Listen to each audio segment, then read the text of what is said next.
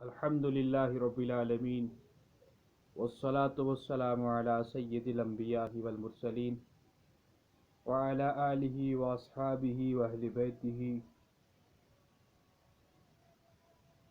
یاسین والقرآن الحکیم انک لمن المرسلین۔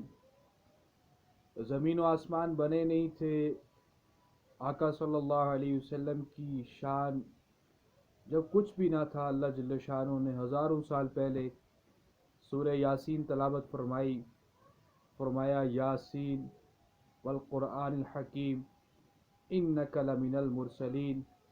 قرآن حکیم کی قسم ہے، نبی جی آپ رسولوں میں سے ہیں۔ حسان بن ثابت کہتے ہیں وَأَحْسَنَ مِنْكَ لَمْ تَرَ قَطُّ عَيْنِي وَأَجْمَلَ مِنْكَ لَمْ تَلِدِ النِّسَاءُ خُلِقْتَ مُبَرَّأً مِنْ كُلِّ عَيْبٍ كَأَنَّكَ قَدْ خُلِقْتَ كَمَا تَشَاءُ۔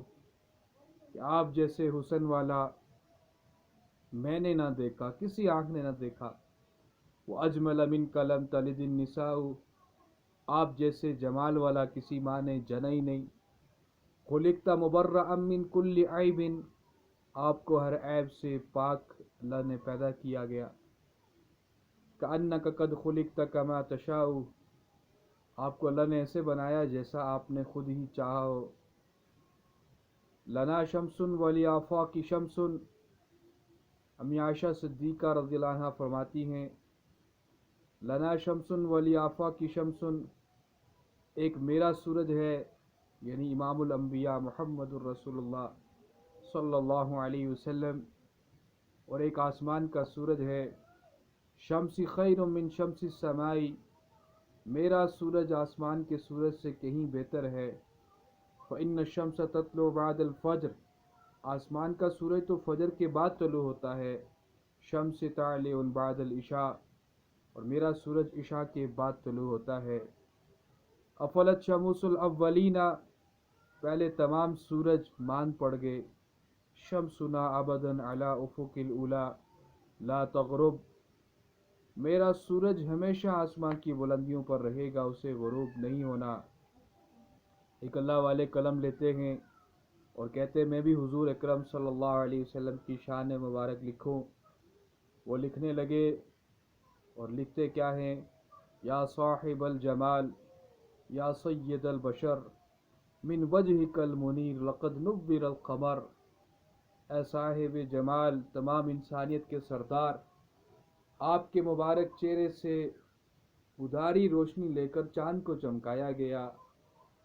کہ آپ کی ثنا کیسے بیان کروں، جیسے آپ مقام والے ہیں، جو آپ کا مرتبہ ہے وہ تو بیان کوئی کر ہی نہیں سکتا۔ اور یہ بیان کرتے کرتے تحریر لکھتے لکھتے آنکھ لگ گئی، کیا لکھوں؟ اب جو جاگے ہیں تو لکھا بعد از خدا بزرگ تو ہی قصہ مختصر۔ آقا صلی اللہ علیہ وسلم جہاں سے گزرتے تھے تو راستہ معطر ہو جاتا تھا، گلیوں میں گزرنے والے صحابہ، راستوں میں گزرنے والے صحابہ پہچان جاتے کہ امام الانبیاء یہاں سے گزرے ہیں، ایسی مبارک خوشبو آتی تھی۔